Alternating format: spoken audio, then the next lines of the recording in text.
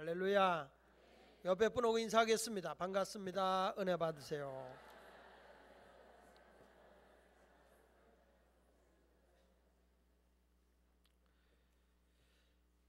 바울이 지금 전도 여행을 하고 있는 가운데에서 1차 전도 여행은 서기 47년경부터 48년까지 1년 동안 전도 사역을 안디옥, 바보, 버가, 비시디, 안디옥, 이고니온, 루스드라, 더베, 루스드라, 이고니온, 비시디, 안디옥, 버가, 아탈리아, 안디옥 이렇게 돌아와서 1년 동안 전도 사역하고 돌아왔고, 2차 전도 여행은 서기 50년경에 갔다가 2년 동안 52년 동안에 안디옥, 다소, 더베, 루스드라, 이고니온, 드로아, 네아폴리, 필리포, 데살로니가, 베레아, 아덴, 고린도, 갱그리아, 에베소, 가이사라, 예루살렘, 안디옥 이렇게 2차 전도 여행을 하고 돌아왔습니다. 이제 바울이 죽기까지 3차 전도 여행을 떠난 것은 서기 53년경부터 61년까지 약 8년 동안 복음 전도 사역을 하게 되는데, 하는 과정에서 지금 3차 전도 여행을 하고 있는 건데, 안디옥을 거쳐서 다소, 더베, 루스드라, 이고니온, 비시디, 안디옥, 에베소. 그 에베소에서 3년 동안 이제 복음을 전하고, 거기를 지나서 지난 시간까지 드로아에서 복음을 전하고, 그 다음에 이제 네아폴리 지역을 거쳐서 빌립보, 데살로니가, 베레아, 아덴, 고린도, 아덴, 베레아, 데살로니가, 빌립보, 네아폴리, 드로아, 그리고 이제 오늘 아소를 거쳐서 미둘레너를 거쳐서 이 사람이 지금 도착한 데가 밀레도인데, 오늘 내용이 이제 밀레도라고 하는 지역에서 에베소 교회에서 3년 동안 하나님의 복음을 전하고 양육했던 장로들을 불러다 놓고, 내가 너에게 3년 동안 하나님의 복음을 어떻게 가르쳤는지, 내가 어떤 마음을 가지고 전도 사역을 했는지에 대해서 회고하고, 그리고 앞으로 내게 이런 고난이 오고 박해가 오겠지만은 내가 앞으로 이런 각오를 가지고 하나님의 복음을 전할 것이다 라는 바울의 다짐, 이렇게 세 가지를 거쳐서 우리에게 이제 말씀을 해주고 있는 내용을 여러분에게 소개하려고 합니다. 하나님의 은혜가 함께하기를 주의 이름으로 부탁을 드립니다.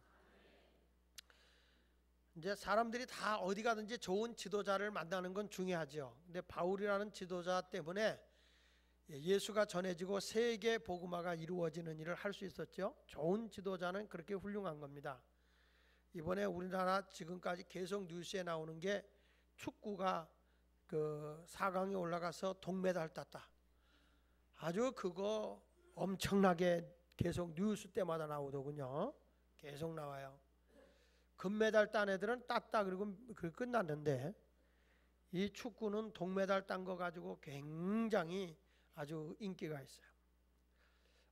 오늘도 새벽이 아니라 오늘도 2부 예배 들어오려고 하는데 우리 교회 장로님이 목사님 동메달 땄습니다. 나도 알아 그거. 나도 알아. 그런데도 그게 기뻐서 우리나라 선수가 동메달을 땄습니다.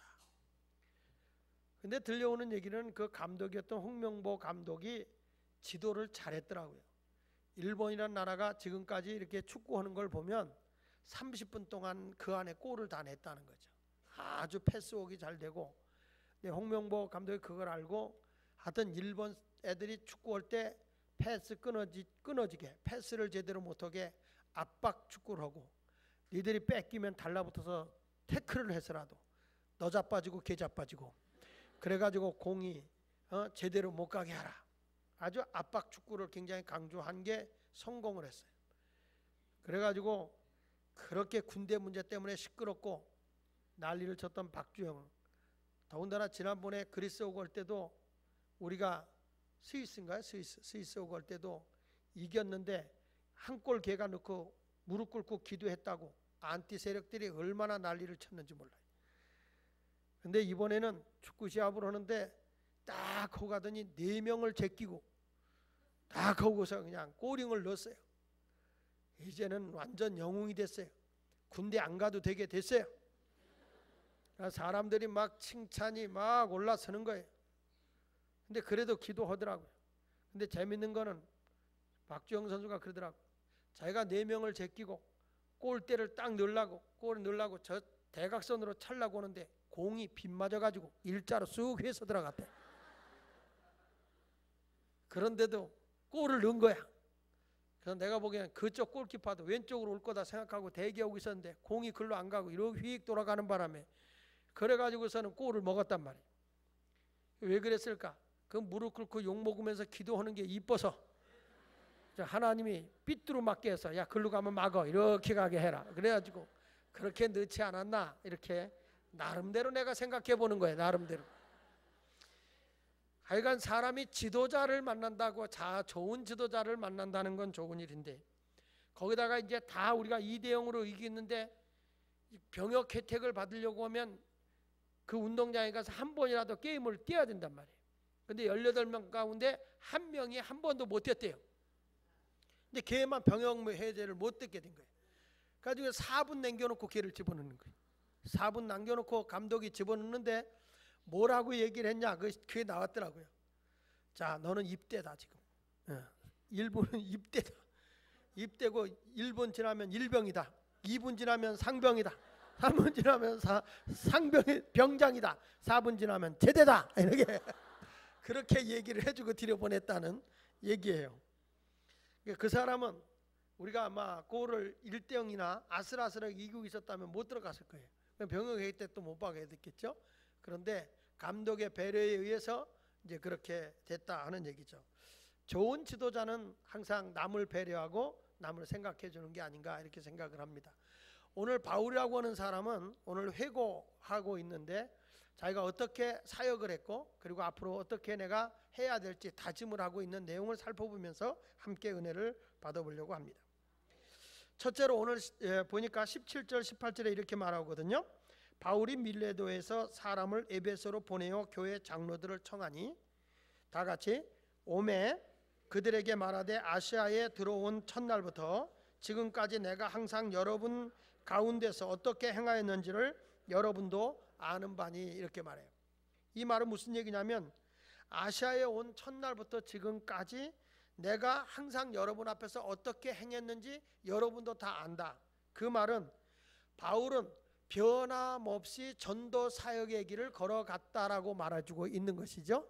그러니까 시종여일 아주 똑같은 길을 걸어갔다는 거죠. 처음에 반짝하다가 뒤가 사라지는 그런 사람이 아니고 우리나라 사람들 그런 말 말하잖아요. 용두삼이라는 말을 많이 쓰잖아요.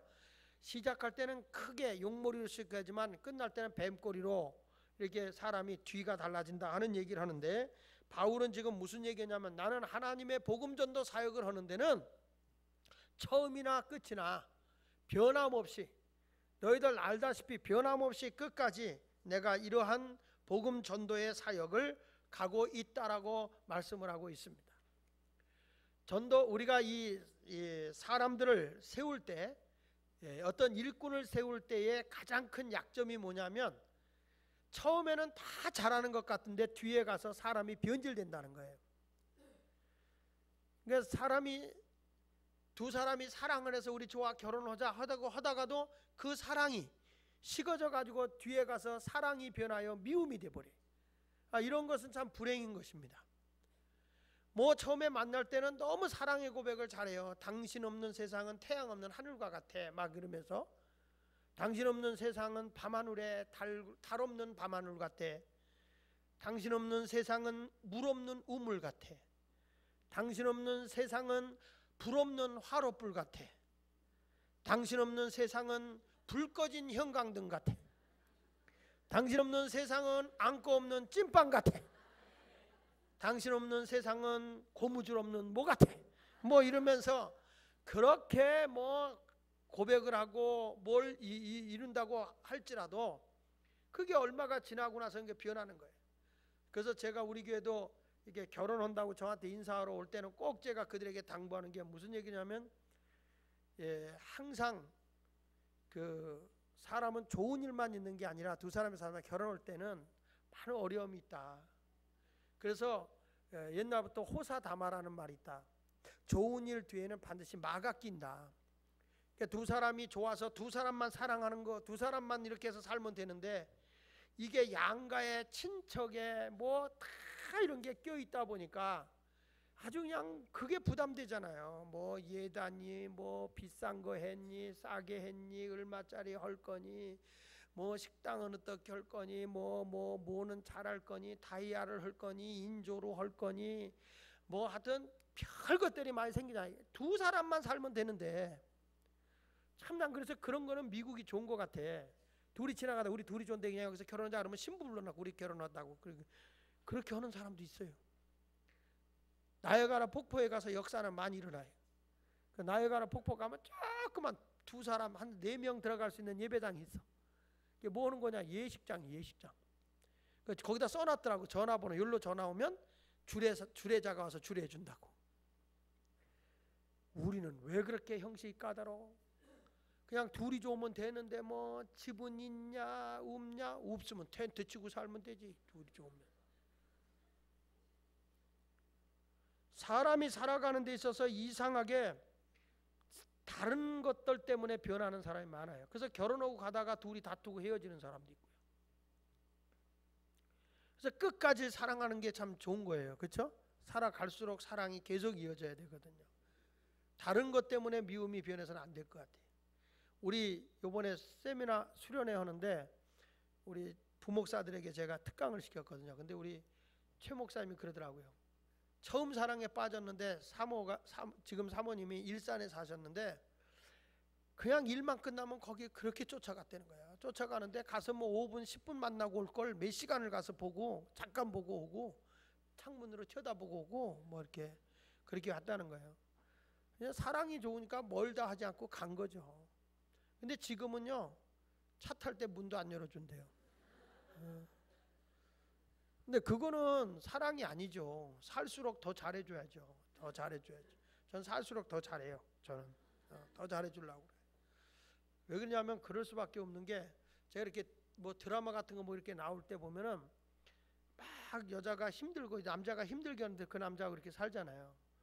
그럴 때 내가 당신이 저렇게 되면 어떻게 해? 그러면 아유 저렇게 하고 왜 살아 나는 쳐버려 나는 끝내버려 그래서 아니 말이라도 응? 불쌍히 여기는 마음을 가지고 사랑해야지. 아이 그래도 뭐 데리고 살아야지 어떻게 하겠어. 그래야 되는데 우리 집사람은 뭐냐면 아유 난 저렇게 하고는 안 살아. 나 끝내버려. 요즘에 그냥 끝날까봐 겁도 뭐 소리도 못 내고 말이야. 사람은요 정말 끝까지 사랑할 수 있는 모습이 돼야 돼. 그리고 뭐 우리 최 목사님이 진짜 그러겠어요. 우스갯소리 하내라 그런 거죠. 그래서 지금은 애도 막 이렇게 하고 사모가 힘들어하면 그 애들 이렇게 봐주고 그래야 되잖아요. 안 봐준대. 근데 그래도 사랑이야 하겠지. 우리 교회도 마찬가지예요. 성령으로 시작했다가 육적으로 마치는 사람, 주님의 일을 위해 살다고 한다가 자기중심적으로 이해태산을 따져가지고서 결국에 주님의 일을 멀리하는 이런 사람도 많이 있어요. 근데 오늘 바울은 뭐라고 얘기하는 거니? 첫날부터 지금까지 자기는 시정여일 변함없이 너에게 내가 이 복음 전도의 사역을 한 것을 너희도 아는 바다 이렇게 얘기하는 거예요.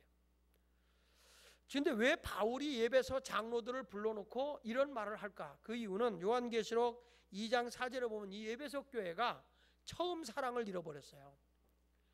그래서 거기 보면 그러나 너를 책망할 것이 있나니 너희의 처음 사랑을 버렸느니라 그랬어요. 처음에 예수 믿을 때 은혜 받고 보세요. 얼마나 주일날이 기다려지고 예배가 기다려지고 말씀 들을 때 그렇게 기쁘고 좋거든요. 왜 이렇게 주일이 늦는 거야? 왜 주일이 왜 이렇게 안 와? 이런다고요. 첫사랑에 빠져버리면요. 근데 뭐 첫사랑을 잃어버리면요 벌써 주일이야? 이렇게 주일이 오는 걸 겁내해요. 겁내. 그리고 새벽에도 그전에는 은혜 받으면 막 새벽에 일어나서 새벽기도 가야 된다고 막 부지런 떨고 그랬는데 처음 사랑이 식어지면요 일어나서 그렇게 길선주 목사를 욕한대요. 우리나라 새벽기도를 제일 먼저 시작한 분이 길선주 목사님이거든요. 늙으면 잠이 안 온다고 하더니 길선주 목사 늙었을 때 아니 잠이 안 오면 지만 새벽기도 오면 되지 왜 교인들까지 새벽기도 시켜가지고 이렇게 우리까지 고생시키냐고 길선주 목사를 욕하는 분이 있다고 하는데 그게 다 뭐냐면 처음 사랑이 식어지면 그래요. 처음 사랑이 식어지면 아이고 막 사랑이 넘쳐봐. 밥할 줄 몰라도 고층밥을 짓더라도 아파트 밥을 짓더라도 막 밥해서 남편 먹이려고 그러잖아. 그렇죠? 여자분들. 에? 근데 요즘에는 그러지도 않아. 그냥 사랑이 식어지면 어디 가서 햇밥 사다가 전자레인지에다 대표해가지고 그냥 먹어 알아서 먹어. 이 젊은 사람들 정말 정신 차려. 그러면 안 돼. 사랑이라고 하는 거는 좀 서툴러도 자꾸 해서 주고, 떡볶이는 안 해주겠다. 그렇게 해가지고 뭔가 이렇게 좀 해야 되는 거예요. 그러니까 시정 여일 지나갈수록 사랑이 넘쳐야 그게 진실된 사랑이죠. 바울도 이 복음 전도하면서 시정 여일 똑같았는데 이 에베소 교회가 신앙이 처음 사랑을 잃어버리니까 목회의 길을 걸어가면서 목사도 마찬가지예요. 열정 있는 목회는 항상 새로운 열정을 가지고 뭔가를 도전해 나가야 돼요. 우리 교역자들이 이제 수련회를 갔다 오면 목사들은 정말 교회적으로 수련회 갔다 오면 많이 한숨이 나져요. 왜 그러냐면 수련회 때 사고들이 많이 나기 때문에 교회들마다 수련회가 딱 이게 끝나고 나면 너무너무 이제 마음이 놓인단 말이에요. 그래서 수련회 갔다 오면 좀 쉬어야지, 휴가도 가야지 이런 생각을 하고 있는데 제가 어저께 교육자들 불러서 우리 이제 10월 달에 청소년 전국 대회가 있다. 교회와 청소년 살리기 대회 한다. 준비해라. 팜프렛부터 만들고 시작한다. 그러니까 얼굴들이 벌써 파래지는 거예요. 못마땅해진 거지. 그래도 하나님의 일은요 멈춰 있는 게 아니에요. 어떤 분은 날들어 그래요. 목사님 일 좀 고만 좀 만드세요. 고만 만들라는 것은 죽으라는 얘기야. 죽으라는 거야. 공동모지 가보세요. 일 없어요. 거기 있는 사람들 일하는 사람 하나도 없어요. 살아있는 사람이 있는 곳에 지저분해지기도 하고 살아있는 자리인데 빨랫감도 나오는 거고 살아있는 사람이 있는 자리에 걸레질도 하는 것이지 살아있지 않은 사람한테 무슨 일이 생기겠어. 그러니까 여러분들도 하나님의 일을 할 때 뒤로 나태하게 물러서는 자가 되지 말고 아주 처음에 그 마음이 초심으로 돌아가서 열심히 끝까지 최선을 다하는 성도가 되었으면 좋겠습니다. 히브리서 10장 38절로 39절에 나의 의인은 믿음으로 말미암아 살리라. 또한 뒤로 물러가면 내 마음이 그를 기뻐하지 아니하리라. 우리는 뒤로 물러가 멸망할 자가 아니요 오직 영혼을 구원함에 이르는 믿음을 가진 자니라 그랬어요. 우리가 뒤로 물러가서 멸망할 자가 아니라는 거죠. 시정여일 똑같은 길을 걸어가야 할 줄로 믿습니다. 이런 교인이 있어요. 집사님 요즘에 어떻게 별일 없는 거지? 그렇게 물어보면 목사님 저에 대해서 신경 쓰지 마세요. 저는요 목사님 내가 다른 것도 신경 쓸 일이 많은데 목사님 그런 것까지 신경 쓰세요. 저에 대해서는 전혀 신경 쓰지 마세요. 저는 아주 열심히 최선을 다할 테니까 신경 쓰지 마세요. 이런 인간이 위험한 거예요. 신경 쓰지 말라 해놓고 나서 나중에 가서 꼭 신경 쓰게 해요. 처음에는 열심히 있어요. 열심히 있어. 은혜 받았다고 막 기뻐해요. 열흘 지나가면 또 빈들에 마른 풀같이 시들어버리고 말이죠. 변함이 없어야 되는데 이렇게 흐지부지하는 사람, 잘할 듯하다가 주저앉고 할 듯하다 주저앉고 이런 사람이 되어서는 안 된다고요. 어제도 우리나라 그 배구 시합을 하는데 저희 집사람하고 나하고 배구를 봤어요. 여자 배구라는 거예요. 이기면은 동메달 따는 거예요. 축구를 이겼기 때문에 배구도 이기기를 기대한 것 같아요. 근데 우리나라 애들이 지쳤는지 뭐 이렇게 파워가 없어요. 보니까 좀 팍 스냅을 좀 주고 탁 때리지 그냥 이렇게 넘어가는 것 같고 말이에요. 좀 약해요. 일본 애들은 그냥 한 템포가 빨리 팍팍 하는데 그래서 막 속상하더라고요. 막 그래요 어저께. 그래서 3대0으로 지잖아. 근데 제 아내가 그걸 보다가 어째 저걸 아이고 바보 같다. 정말 저걸 못 이기냐고. 성질 나오대. 성질 나와. 거기서 막 그냥 그걸 가지고 막 하는 거예요. 그러더니 날들어 당신이 나가서 해봐. 당신이 나가서 해봐. 내가 거기 갈 수도 없거든요. 가면 내가 그 정도 할 수나 있겠어. 남에게 이렇게 하기는 쉬워도 어려운 거죠.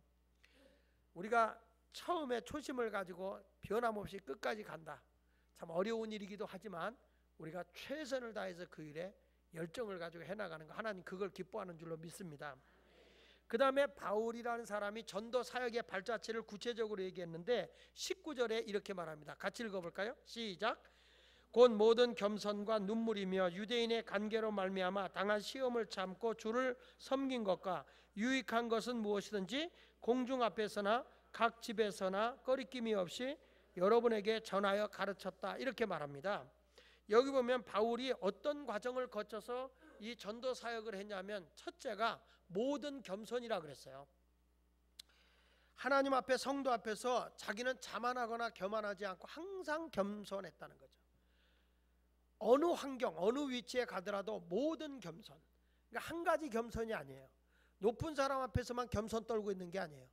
그 사람의 신분이 높든지 낮든지 좋은 환경이든지 나쁜 환경이든지 어떤 환경에서라도 이렇게 사람이 칭찬을 받는 게 중요하더라고요.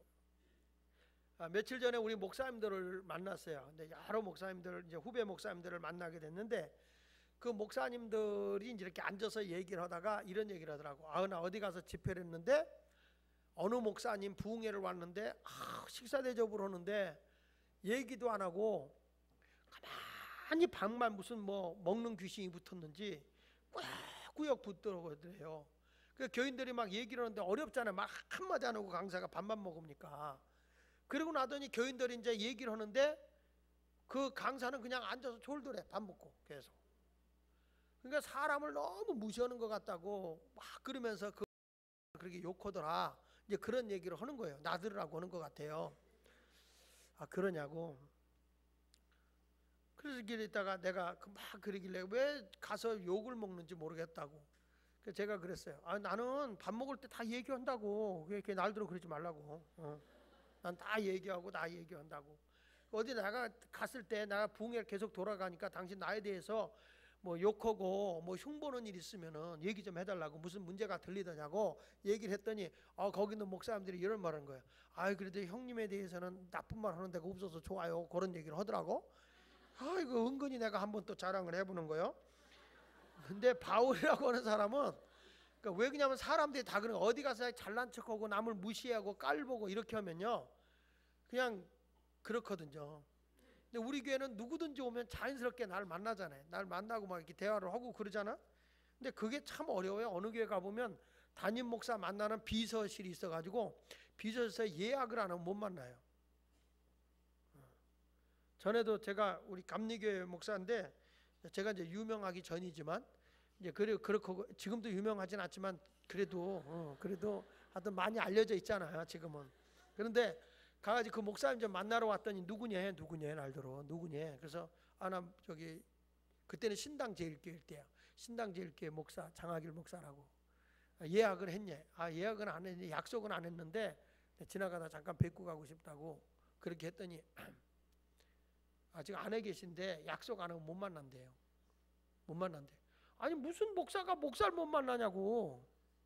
뭐 특별한 것도 없는 것 같은데 좀 만나게 해달라고 그랬더니 목사는 다 같은 목사냐는 거예요. 그래서 이따가 아니 목사는 또 다른 목사도 있냐. 하나님의 복음을 전하고 하면 되지. 어디서 그런 걸 배웠냐 이 교회는. 그래서 제가 바깥에서 그 아가씨 보고 그랬어요. 당신네 그렇게 행동하면 당신네 목사가 욕먹는 거라고. 내가 돌아다니면서 한 주도 쉬지 않고 돌아다니면 복음을 전하는 부흥 강사인데 당신네 하는 행동을 내가 나가서 당신네 교회 한번 내가 나팔 불어볼까? 그랬더니 소리가 자꾸 나니까 내가 좀 까다롭게 까칠하게 했어요. 그런데 그 싸가지 없는 것들은 좀 싸가지 없이 해야 돼요. 그렇게 얘기를 했더니 전화로다가 목사님한테 전화한 거예요. 그 장하길 목사라는 분이 왔는데 막 이렇게 한다고 했더니 그러니까 얼른 나오더라고요. 목사님 죄송하다고 미안하다고 나오더라고요. 그래서 당신네 참 좋겠다. 목사가 그렇게 높아. 문턱이 높으면 교인들이 어떻게 만나? 그렇게 얘기.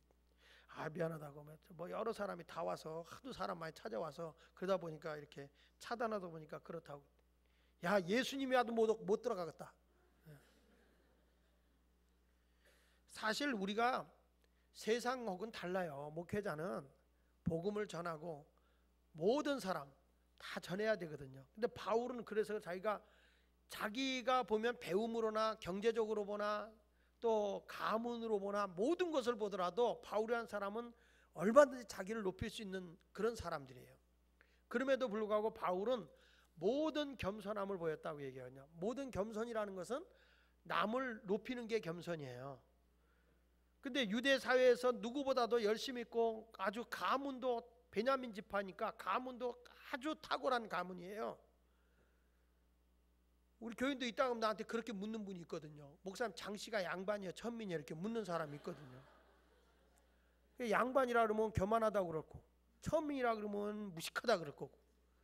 그래서 내가 뭐라고 그러겠어요? 아유 그냥 뭐 저는 뭐 족보도 별로 없어요. 그랬더니 우리 이 씨는 감은 있는데 아유 정말 은혜 안 돼, 은혜 안 돼.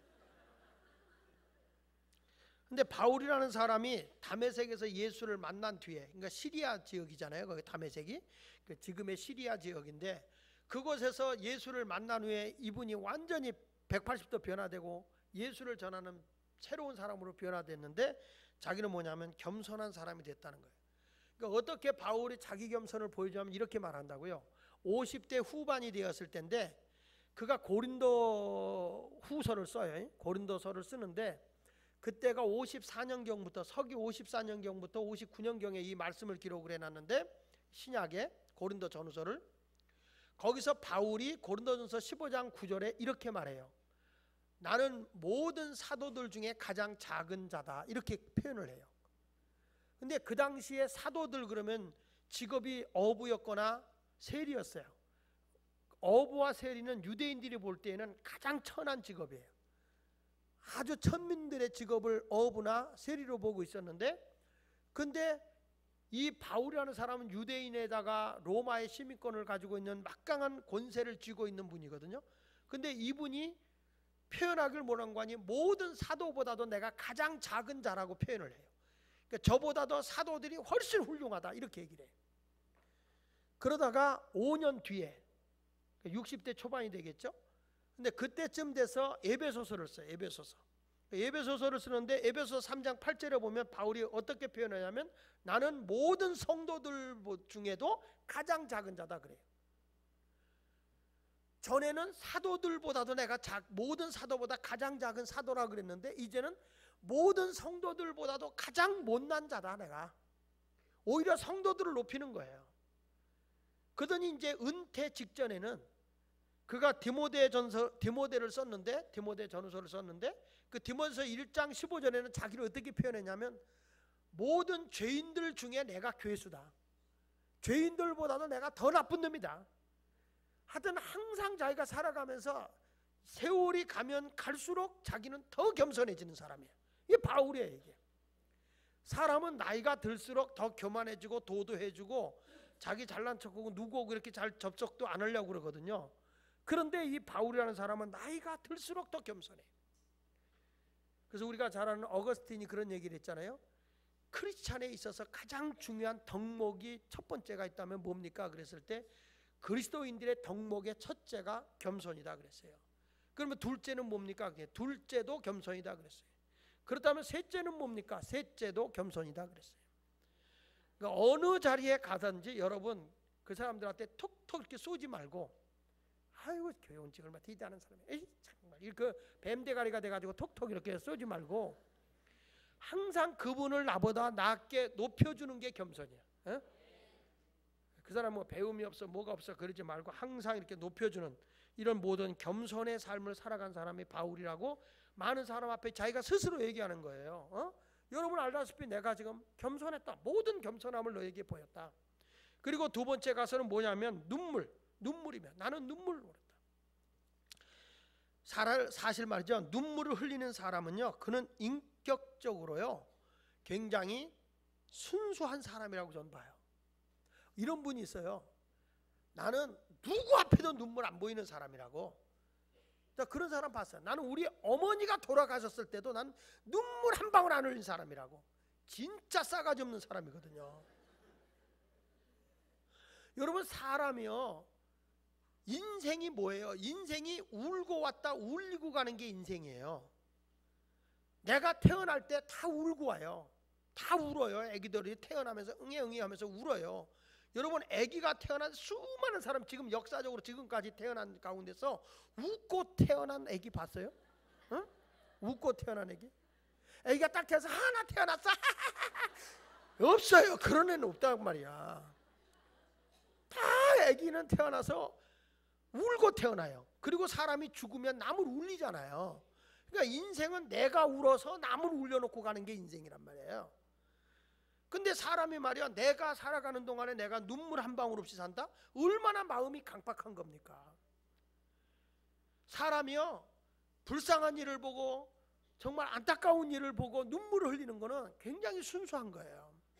어떤 분이 날들어 그래요. 이번에 수련회 갔는데 많이 한 분이 남자분이 그냥 막 그 하나님의 은혜를 받고 나서 그냥 넘어져서 그냥 우는 거예요. 그냥 엉엉 우는 거예요, 남자분이. 그냥 울면 내버려 둘 거지. 또 우리 교회에 할머니 권사님들이 가가지고 그만 울고 일어나라고, 그만 울고. 일어나 보니까 그렇게 교인들이 옆에서 그러니까 창피하더래. 이게 창피한 게 아니거든요. 내가 새로 태어날 때 그게 울고 싶어서 우는 게 아니에요. 정말 여기서 감격해서 나오는 눈물은요, 기쁨 있고 사람의 마음에 시원함 있고 감사가 있고 평안함이 있어요. 이런 분 있어요. 기도시켜 놓으면 막 눈물이 나오는데 신세 타령하며 우는 사람이 있어요.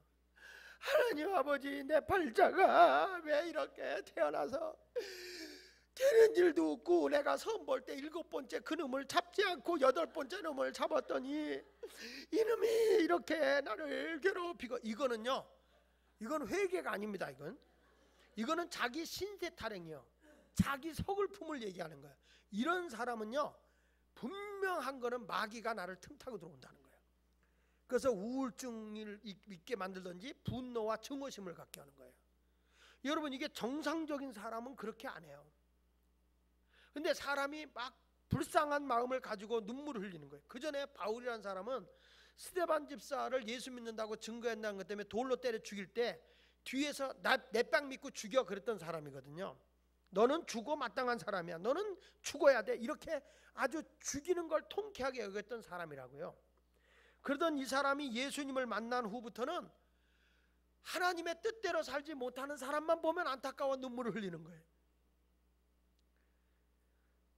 고린도후서 2장 4절에 보면 바울이 고린도 교인들이 은혜를 많이 받고 성령 충만을 많이 받았는데 교회에 덕을 세우지 못하고 신앙이 성숙되지 못하는 걸 보고 너무 안타까워서 이렇게 말했어요. 내가 마음에 큰 눌림과 걱정이 있어 많은 눈물로 너희에게 이 글을 썼노니 이는 너희로 근심하게 하려 한 것이 아니요 오직 내가 너희를 향하는 넘치는 사랑이 있음을 너희로 알게 하려 함이라.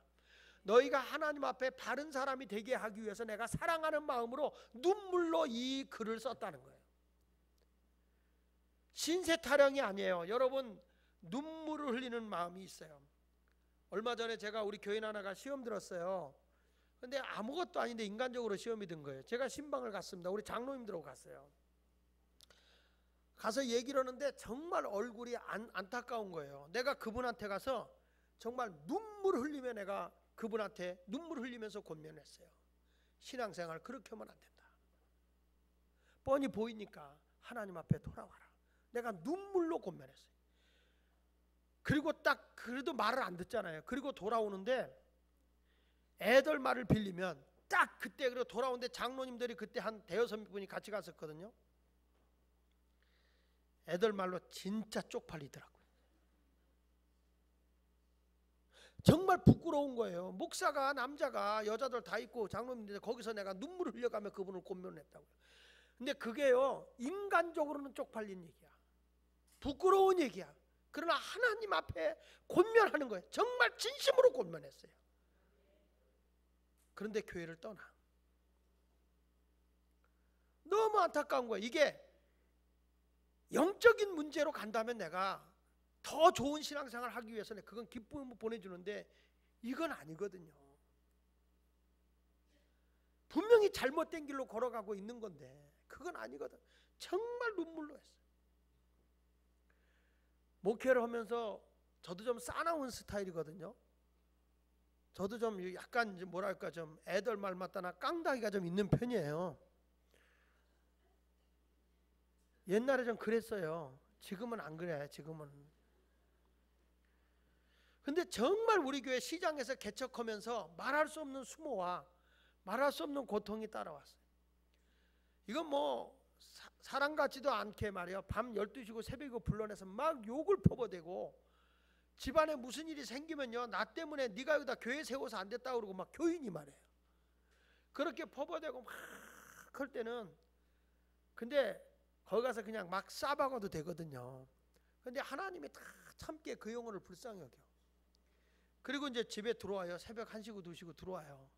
들어오면 사람이 돌아왔지만은 이게 마음이 풀려지진 않잖아요. 그래 엎드려서 하나님 앞에 기도하면서 눈물을 흘려요.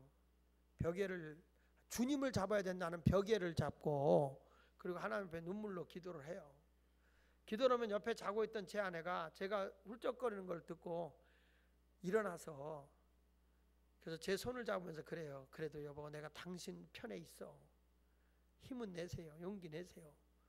그러니까 제가 목회를 여기까지 왔지. 만약에 제 아내가 아유 사내 새끼로 태어나서 그런 거 가지고 질질 짜고 울고 불고 그걸 가지고 그렇게 울어요. 살다 보면 그런 일도 있고 다 그런 것도 있는 거지. 그걸 가지고 비비게 붙잡고 질질 아이고 배기 싫어 죽겠네. 이런 걸 했다면요 내 목회가 순수함을 잃어버렸을 것 같아. 그냥 그 사람들 앞에서 그대로 쏴박아 버리고 막 그냥 됐을 것 같아요.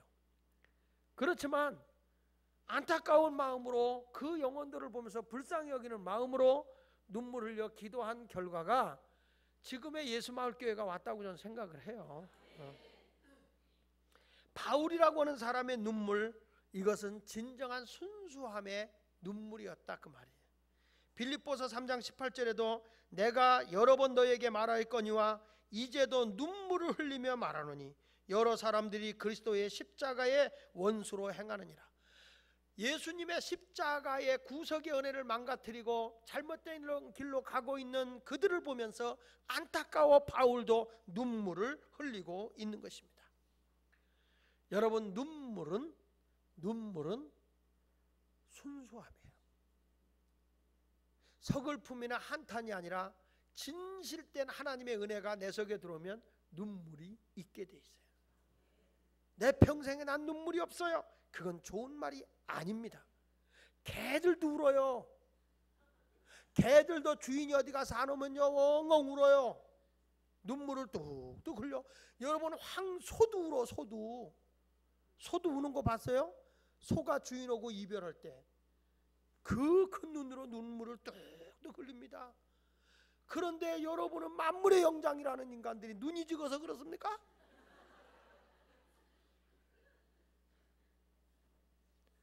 우리가 아직도 우리 가족에게 우리 친구나 이웃에게 아직도 주님의 품 안에 들어오지 못하는 사람을 보면 눈물이 있는 그런 삶을 살아야 돼요. 그래서 모세도 울었고 예수님도 나사로가 죽었을 때 믿지 못하는 마르다와 마리 앞에서 눈물을 흘리셨어요. 시편 126편 5절에 보니까 눈물을 흘리며 씨를 뿌리는 자만이 기쁨으로 단을 거둔다고 그랬어요. 바울이 에베소 교회 장로들을 모아놓고 하는 얘기가 내가 너희들에게 눈물로 너희를 키웠다는 거예요. 눈물로. 그 다음에 세 번째 가서는 유대인의 간계로 말미암아 당한 시험을 참고 주를 섬겼다고 얘기했어요. 따라합시다. 인내로 섬겼다. 그냥 유대인들이 바울에 대해서 얼마나 모함을 하고 미친놈이다, 거짓 선지자다, 거짓 사도다, 말할 수 없는 그런 정말 뒤에서 협작을 하고 모함을 하고 중상을 하고 비방을 하고 이런 일들을 많이 당하고 있음에도 불구하고 모세는 바울은 참고 주를 섬겼다는 거예요. 여러분 신앙은 인내를 온전히 이루어야 돼요. 교회라는 데가요 이게 예수 믿고 다 천사들이 있는 게 아니에요. 이 자리에 있는 사람들 다 모관하고 성깔 좀 있는 분들이거든요. 그래서 누가 뭘 하려고 그러면은 새로 와서 열심히 하려고 그러면 텃세가 있다고. 텃세. 우리 교인 가운데도 뭘 하려고 그러면요 막 얼마나 눈치 주고 그런지 사람이 차갑게 대하는 것만큼 가까이 가기가 어려운 일이거든요. 그런데 니들이 안아주지 않아도 내가 주님 앞에 한다 그러고 그냥 남이 안다는데 밑에 가서 열심히 섬겼더니 나중에 저 사람은 진짜네 그러고서 이제는 잘해준대야. 정말 배타적인 성격을 가지고 있는 데가 교회예요. 여러분들도 교회 와서 참 적응하기 힘든 분들이 있어요. 이 우리 교인들이요 정말 만만한 사람들 하나도 없어요. 정말 이 배타적이고 말도 저렇게 속으로 그래도 점잖은 데는요 저 강남에는 기분 나빠도 속으로 에이 그리고 말거든요. 우리는 기분 나쁘면 나쁘다고 쏴 박아버려. 아 내가 싫다는데 왜 옆으로 자꾸 오는 거야? 왜? 강남은 안 그래. 기분 나빠도 내가 피하지. 응? 우리 교인들은 박아버려 그냥. 그러면 또 이쪽에 있는 분이 더 훌륭해. 내가 좋다는데 왜 그래?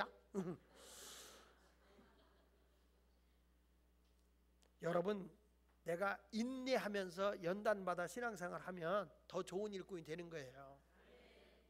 베드로전서 1장 7절에도 바울이 너희 믿음의 확실함은 불로 연단하여도 없어질 금보다 더 귀하여 그랬어요. 연단된 거죠. 하나님이 귀하게 쓸 때는 이렇게 연단을 시키더라고요. 저는 시골에 살아서 그걸 많이 봤는데 그 대장간이 있어요. 대장간에서 이렇게 보면 도끼를 만들 때 보면 쇠붙이를 달구잖아요. 쇠붙이를 달구면 하나가 딱 이쪽에서 한 사람이 그 집게로다가 쇠붙이에 시뻘게 달궈진 걸 딱 가지고 이게 도끼를 만다 그러면은요 한 사람이 큰 해모를 들고 그 무거운 걸 때립니다. 해모 든 사람은 계속 때리는 거예요. 그 사람이 대주는 대로. 그 사람이 대주는 대로. 요리 되면 요리 때리고 저리 되면 저리 때리고 이렇게 되고. 넣었다 뺐다 이렇게 해가지고 그래가지고 다 두들겨 맞는 거야. 계속 달궜다 패고 달구면 패고 달궈주면 패고. 그래서 늘어나 이게 늘어나가지고 나중에는 이렇게 해가지고 도끼가 되는 거야 이게.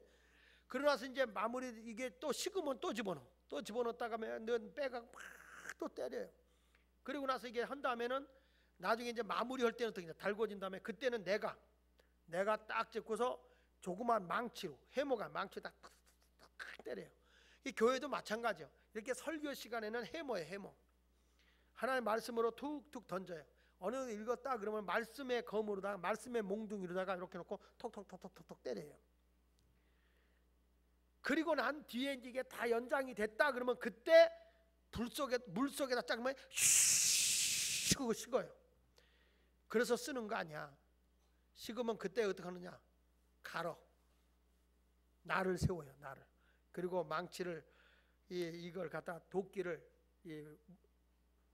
집게를까지 이렇게 또 나무를 이렇게 박아 가지고 그때부터 도끼를 쓰는 거예요. 그래서 저도 보니까 교회도 하나님의 일꾼을 세우는 데는 하나님이 바로 세우는 게 아니라 다듬더란 말이죠. 이렇게 이리도 쳐보고 저리도 쳐보고 그런 걸 다 겪어야 돼. 산전수전을 다 겪어야 하나님의 좋은 일꾼이 되는 겁니다. 할렐루야. 그래서 여러분 오늘 말씀을 생각하면서 바울은 인내로 섬겼다.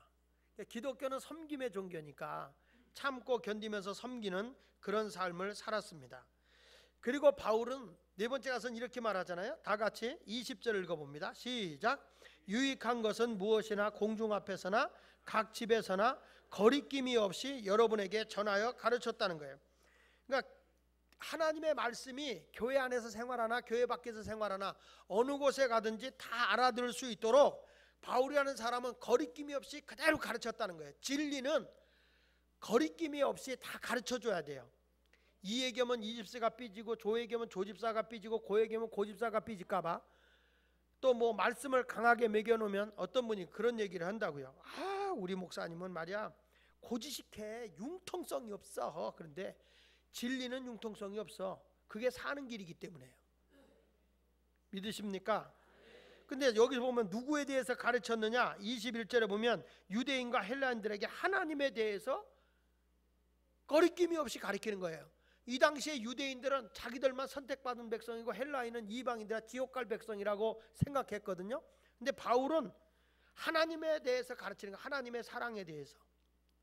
하나님의 사랑은 마약 중독이나 알코올 중독이나 매춘부나 흉악붕이나 이방인이나 유대인이나 배운 사람이나 못 배운 사람이나 가진 자나 못 가진 자나 안 생긴 사람이나 잘생긴 사람이나 큰 사람이나 작은 사람이나 신앙이 연조가 깊거나 낮거나 모든 사람을 다 하나님이 사랑한다는 거죠. 하나님에 대해서 가르치는 거예요. 하나님의 사랑에 대해서. 근데 너희들이 왜 이렇게 죄가 있으면서 회개하지 않느냐? 죄에 대해서 회개에 대해서 저들에게 회개하라고 가르치고 믿음을 가지고 살게 하는 거죠. 그러니까 회개라는 것은 열매가 있는 거거든요. 삶의 열매가. 이런 것들을 거리낌 없이 당신들이 회개한 거야? 아주 거리낌 없이 가르치는 거예요. 교회 와서 하나님 잘못해서 그건 자복이고 회개는 행동의 열매. 두 보롯이 있으면 한 보롯을 나누는 거고 말이죠. 예수 믿는 사람이 과일을 살 때도 큰 거부터 사는 게 아니라 작은 거부터 내가 사주는 거예요. 이게 얼마예요? 1,000원에 3개예요. 아 그래요? 그러면 작은 것만 골라가. 예수 믿는 거예요. 큰 사람, 저 믿지 않는 사람은 큰 거부터 골라요. 그러니까 주인이 그렇게 팔면 작은 것만 나오면 재고가 되니까 어떻게 하냐면 큰 거 작은 걸 섞어주잖아. 그렇죠? 섞어주면 여러분 어떻게 해요? 저 큰 거 있는데 작은 거 들어오니까 어떻게 해요? 작은 거 빼내고 큰 거 집어넣죠? 아 기어 안 기어? 그러잖아요. 그랬을 때 믿지 않는 사람과 믿는 사람의 차이는 아무것도 없어요. 근데 예수 믿는 사람이 가서 작은 거부터 먼저 사주는 거예요. 그러면 큰 거는 누구한테도 팔 수 있단 말이에요. 그러니까 이 작은 거부터 사주고 나면 그리고 나서 한번 여러분 몇 달만 그렇게 하고 가서 예수 믿으라고 그러봐요. 내일은 믿죠. 내가 희생이 없이 어떻게 예수 믿는 사람의 증거가 나타나냐고요. 근데 설교는 내가 이렇게 하잖아요. 어느 날 내가 과일을 사러 갔는데 내가 큰 걸 잡고 있더라고. 왜 그러냐면 사람이 누구든지 그래요. 의식을 하지 않으면 사람의 견물생심이라고 큰 걸 보면 큰 걸 갖고 싶은 욕심이 생기는 거예요. 근데 항상 의식을 하면서 이러면 안 되지. 그래서 그러니까 큰 걸 도로 내려놓고 작은 것을 내가 취하는 거죠. 이게 예수 믿는 사람의 모습인 거예요. 그러니까 여러분들이 성도라면 이제부터 바울과 같이 거리낌이 없이 회개에 대해서, 믿음에 대해서 바르게 가르쳤다라고 말씀을 하고 있는 것입니다. 여러분들도 교회에 와서 이게 공개적으로 하는 것도 있고, 여기 보면 공중 앞, 무엇이든지 공중 앞에서나 각 집에서 거리낌이 없이 했다는 거죠. 어느 날 내가 이 설교 시간에 이렇게 공개적으로 설교할 때가 있거든요. 그때 어떤 분이 시험 들어가지고 와서 그런 거를 왜 목사님 공개적으로 하냐고, 개인적으로 하지 그렇게 한다. 근데 그 사람이 누구였냐면 우리 교인들 다단계가 파고 들어온 거예요. 다단계가 파고 들어와서 교인들을 관격이 좋잖아요. 그러니까 다 팔아달라는 거죠, 관계. 근데 뭐 다단계는 뻔하잖아요. 이거는 마지막 사람이 다 온팡 뒤집어 쓰고 망하는 거거든. 그래서 그건 안 된다, 하지 마라. 성경에는 내가 열심히 수고해서 먹는 거지 남의 거 빨아서 먹는 게 아니단 말이야. 말을 안 듣고 이게 사람들이 자꾸 데리고 가는 거예요. 교인들을 전도하러는 안 데리고 가도 교육받는 데를 자꾸 데리고 가는 거예요. 그래서 공개적으로 내가 얘기했지. 그러면 안 된다고. 근데 교회를 떠났어요. 그분들이. 가족이 다 떠났어요.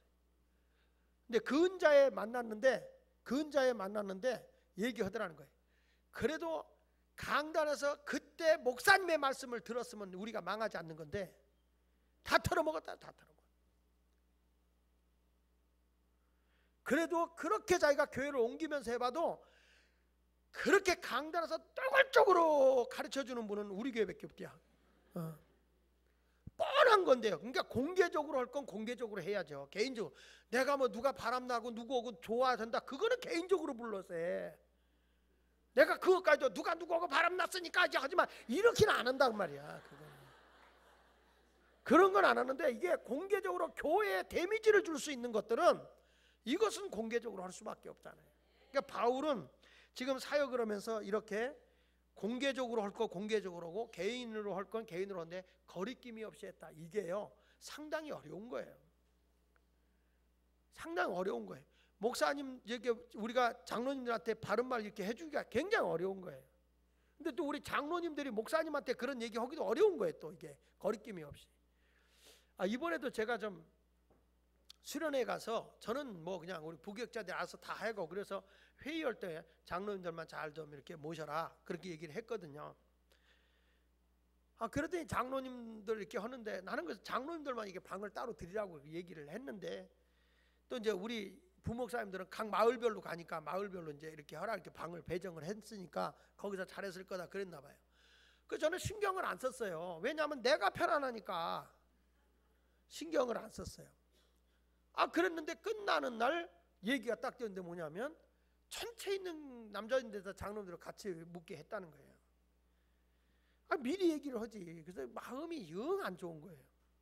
그래서 내가 2부 예배 때도 장로님들 정말 죄송하다고 다음에 잘 모시겠다고 내가 그랬어요. 미안하다고. 아니 뭐 젊은 장로님들, 사역하는 장로님들은 같이 모을 수 있지만 그래도 나이 60이 넘고 그런 분들은 그래도 예외. 그리고 밥 타 먹는데도 보니까 몸이 불편한 사람이 다 줄 서 있고 젊은 사람들이 앞자리 차지하고 앉았고 그런 거예요. 이거 보니까 눈이 확 그냥 헤드라이트가 켜지더라고. 그래서 제가 섬김을 그렇게 강조했는데도 막상 의식을 하지 않으면 아까 내가 얘기한 대로 과일을 작은 걸 사라 그래도 나도 무의식적으로 큰 거 가는 거였지. 그러니까 사고방식이 내가 항상 깨어있지 않으면 그걸 못 섬기더라고요. 그래서 제가 어른들 먼저 앞에 앉고 병약하신 분들 앉아서 식사를 타다 드려라. 그게 예의다. 이제 그렇게 했더니 나중에는 막 교인들이 먼저 모시고 와서, 그러니까 그게 안 하려고 그래서 했던 게 아니라 생각을 미처 안 하신 것 같아요. 그래가지고 나중에 잘 이렇게 해주고 그렇게 하는 모습을 봤는데, 우리 자신들이 먼저 그런 작은 것부터 배려할 수 있는 마음, 이런 것들이 굉장히 중요해. 근데 그것도 어떻게 내가 알았냐면, 우리 고금규 장로님이 어떻게 갔는데 거기가 이제 습한 데를 가셨나 봐요. 근데 진해한테 물렸대요. 진해한테. 그 진해한테 물렸다 그러면서 그래도 그냥 이게 독이 막 부풀어 오르더래요. 그래서 그냥 이렇게 뭐 약을 바르면서 믿음의 사람은 무슨 독을 마셔도 해를 받지 아니하리라. 그리고서 믿고 기도했는데 그 다음날 보니까 가라앉았다고, 그걸 간증으로 얘기를 하시는 거예요. 장로님이 같이 식사를 하면서 끝나는 날. 그래서 장로님 왜 이렇게 장로님들끼리 같이 안 주무셨어요? 그랬더니 그냥 다 같이 잤어요. 그래서 아유 어떻게 그렇게 주무셨냐고 그랬더니 아유 뭐 우리야 뭐 다들 그냥 교인들하고 같이 놀라고 사치기 사첩보라고 그냥 같이 자라는 줄 알았죠. 그렇게 얘기를 하더라고. 그래서 내가 우리 부교육자한테 그래서 예수마을 교회 장로님들이니까 그냥 넘어가는 줄 알아라. 부목사님들은 2인실 방에 가서 자고, 장로님들은 그렇게 진에 물리는 데서 자게 하고, 그러면 안 되는 거지. 이게 참 잘못한 거예요 이번에. 그렇게 해서 이거 내가 챙기지 못하니까 내 탓이니까 우리 장로님한테 그냥 꼭꼭 내가 사고, 이번에 여름에 내가 맛있는 거 사준다고 그랬어. 내가 우리 장로님들 좋아서 웃더라고. 왜냐하면 입이 즐거우면 만사가 즐거운 거니까 뭐 그렇게 해야죠. 이런 것들은 이렇게 하면서 이게 내가 사담으로 하는 것 같지만 여러분들 이런 생활이 우리에게 익혀져야 되는 거를 여러분들에게 말씀하고 있는 겁니다. 마지막으로는 여기 바울은 이제 다짐 하나 했어요. 이제 회고한 것이고, 지금까지는 다짐은 뭘 했냐면 이걸 했어요. 다 같이 거기 읽어보니까 22절에 보라 이제 나는 성령에 매여, 자기 의지로 사는 게 아니라 성령에 붙들려 사는 사람이에요. 그 다음에 오직 23절에 오직 성령의 각성에 내게 증언하여 결받고 환난이 나를 기다린다. 결받고 환난이 나를 기다린다는 거죠. 그러니까 뻔히 어려움이 온다는 거예요. 그럼에도 불구하고 다 같이 24절 보겠습니다. 시작.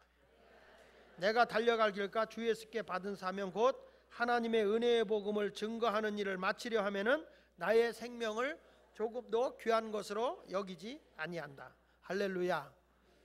오늘은 확실히 이제 마지막 휴가철이고 우리 시장이 지금 휴가철이잖아요, 그렇죠? 근데 지금 주일날 휴가철이라 확실히 3부 예배가 약간 헐렁하죠, 그렇죠? 헐렁해요. 왜 그러냐면 휴가를 좀 많이 간 것 같아요. 수련회는 안 가도.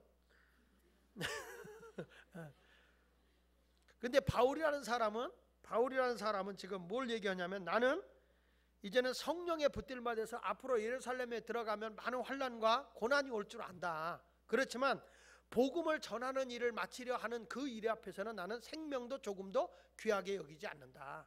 생명조차도 귀하게 여기지 않는다. 이것은 사명보다 목숨이 더 귀할 수 없다는 거예요. 목숨보다 큰 게 사명이라는 거예요.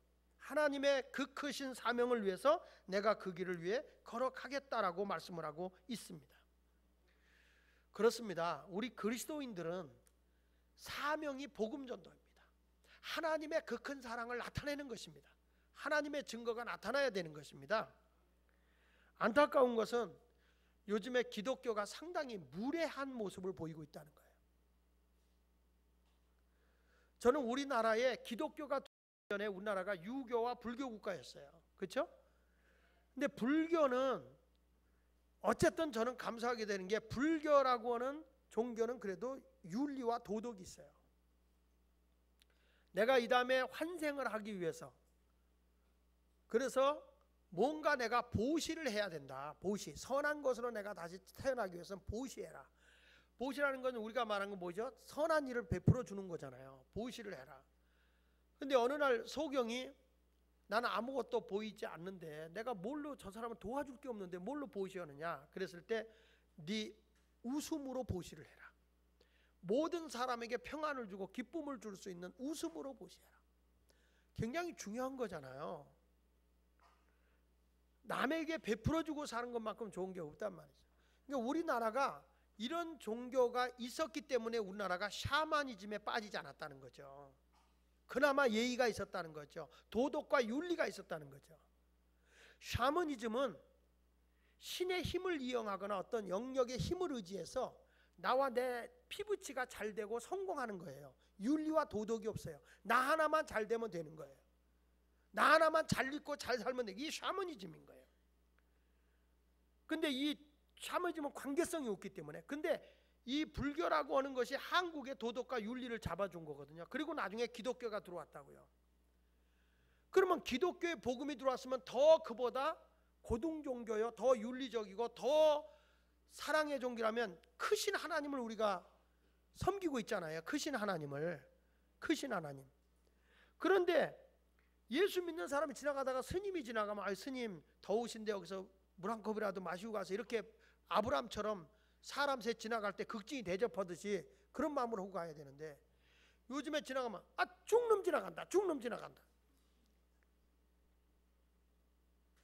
또 어느 때 가서 보면 막 스님이 지나가는데 그 앞에 가서 닦아가지고 전도하는 거예요. 예수 믿으세요. 불신 지옥이에요. 중도 예수 믿어야 돼요. 알아. 그러기 전에 먼저 하나님의 더 큰 사랑을 얘기해요. 더 큰 사랑. 그걸 보여줘야 되는 거예요.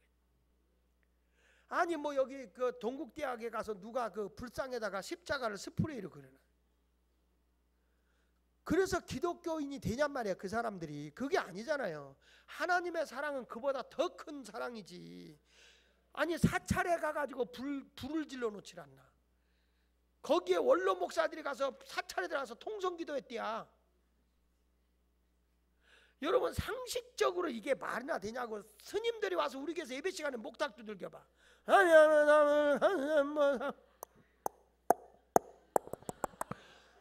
그런다면 어떻게 되겠냔 말이죠.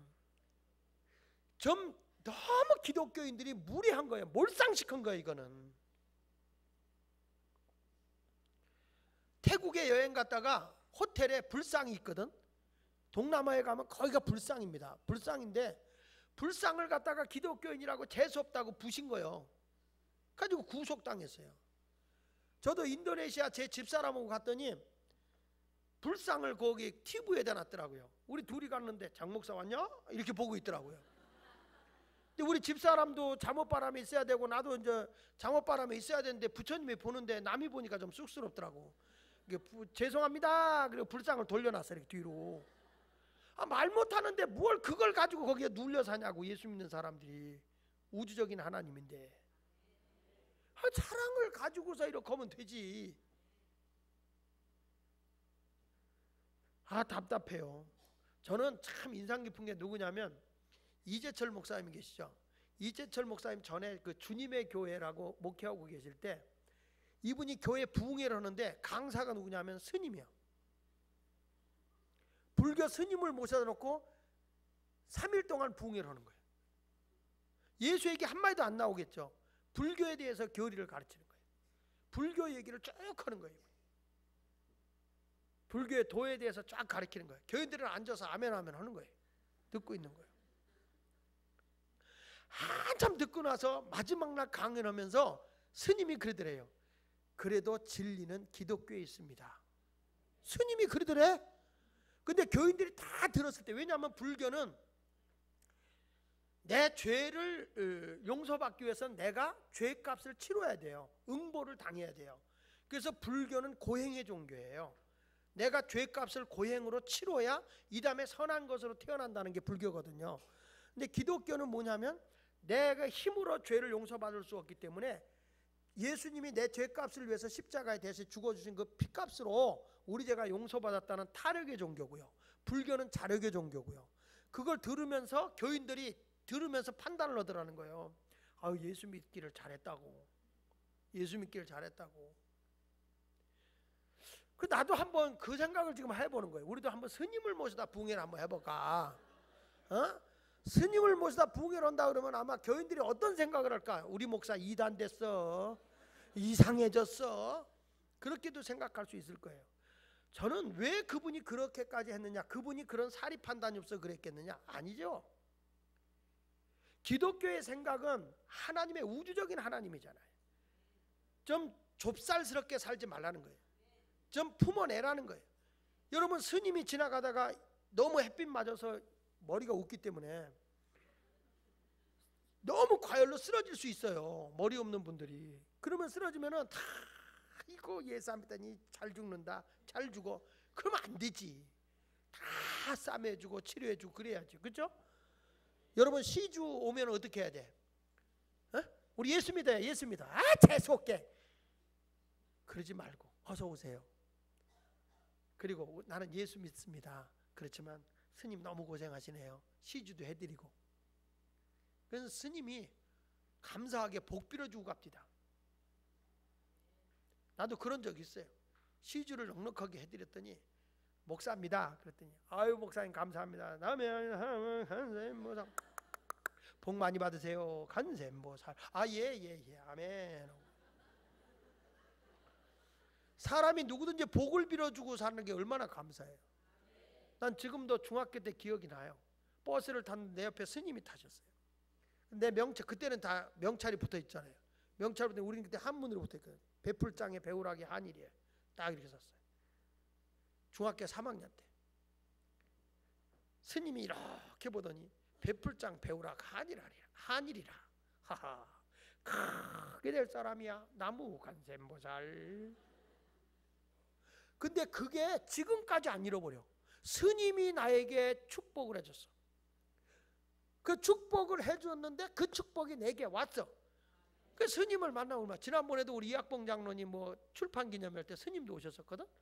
그 스님 오실 때 내가 먼저 가서 스님한테 인사했어요. 내가 우리 이 장로님 나가는 교회 목사입니다.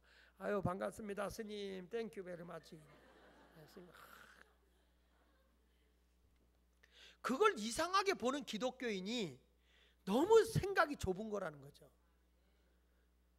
좀 제발 기독교는 좀 높이, 수준 높게 살자고. 어? 좀 포용하고 더 큰 사랑으로, 더 큰 사랑.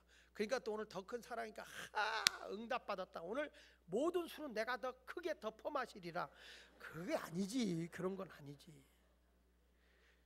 그런 사람도 사랑해서 새 사람을 만들라는 거지. 내가 술 주정뱅이가 되라는 건 아니지. 오늘도 말씀을 생각하면서 여러분 모두가 주님의 진리 안에서 승리하며 살아가는 성도가 되시기를 예수 이름으로 축원을 드립니다. 우리